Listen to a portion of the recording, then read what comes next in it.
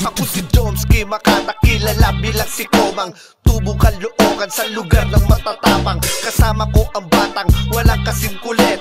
Sampulan mo nga ng mga barang malupit. Ako si Dong, batang makulit na malaki ang buwat.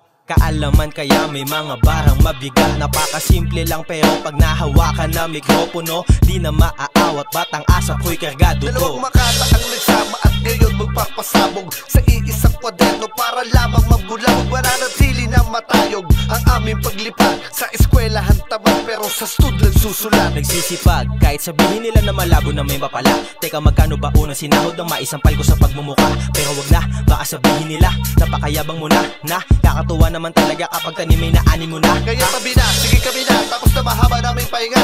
Taon na para kuwain na para sa amin, na sa amin naman talaga. At isa pa, o ito pa, di na biro ang aming halaga. Mga nilatag namin na awinin, ni talaga naman nakakaiba. Mukhang hindi nila mag-get, sige mas gagawin ng slow. Yung music kasi namin ay gumagawa ng dough. Bayad ang paggawa kahit smooth pa din ang flow. Mainit na pagtanggap kada lapag namin ng show.